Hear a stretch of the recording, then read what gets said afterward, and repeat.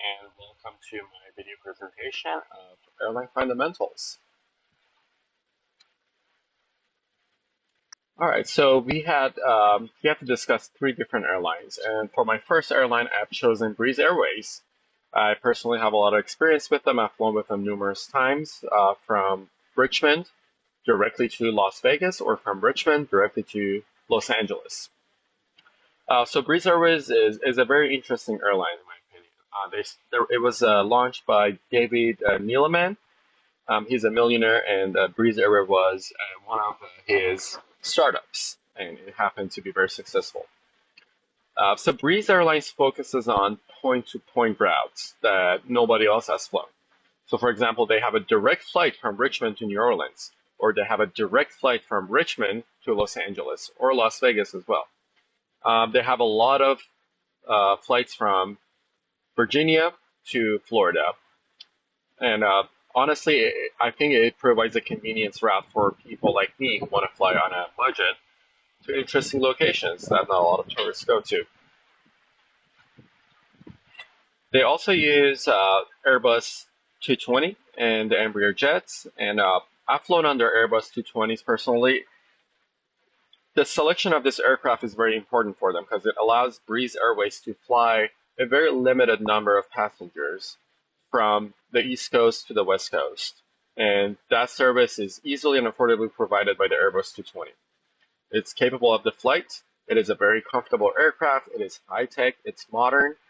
And honestly, people feel very safe on it. Customer relations. Breeze shines in this sector, I actually believe. They have three tiers when it comes to flying. It's nice, nicer, and the nicest. They're barely any different. The nicest includes check bags. The seats are a little bit bigger, but at the end of the day, if you fly just in a normal base, nice class, you're still going to have a great experience with them. Breeze Airways has just started becoming profitable, and they're reporting some very good numbers. That's promising for the future. And as I mentioned before, Breeze Airways is one of my personal favorite airlines, and I've tried to fly with them as much as I can just to support the business. I think they're very important, and their business model is essential to the future of aviation. The next airline that I've chosen is Hawaiian Airlines. This one is a very interesting one. They really focus on flying within the islands of Hawaii. A lot of their operation includes VFR flights within the islands, but they also fly heavy wide-body jets such as the 747 to the mainland as well as Southeast Asia. So again, Hawaiian Airline is very unique in what they do, and they're an essential airline. If you're a resident of Hawaii, you need the Hawaiian Airlines to be successful. And also, they rely on tourism in Hawaii to thrive, and tourists rely on Hawaii or Hawaiian Airlines to go to Hawaii. So again, I would say this airline is unique in its business model, and it's an essential airline for the industry. And they've just recently merged with Alaskan Airlines, which just helps them get some funding and stabilize the company financially. For the third option, I've gone with United Airlines. United is one of the biggest airlines in the nation. They are a legacy airline. They operate internationally, and they focus on premium cabins. A lot of their money comes from first class, business class. A lot of their contracts are business contracts with firms, law firms, the government firms. And this is a very safe way of generating money for years to come.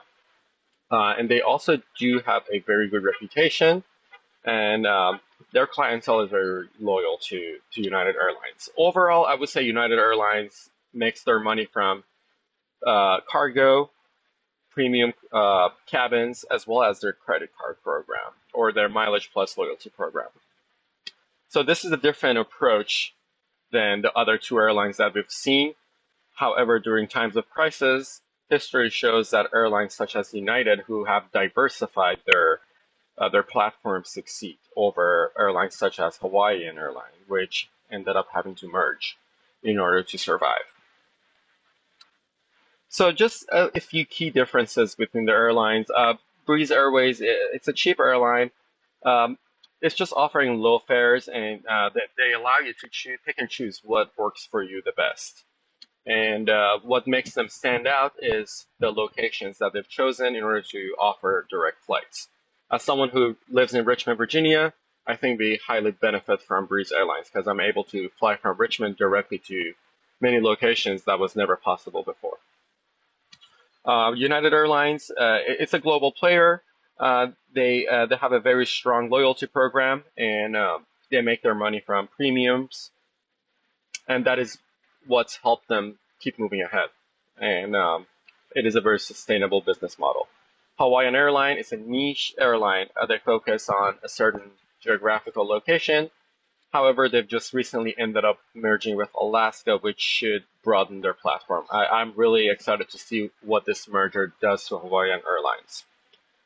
So just as a key takeaway, each airline, they have their own way of dealing with the market pressure, and they're trying to satisfy a certain clientele.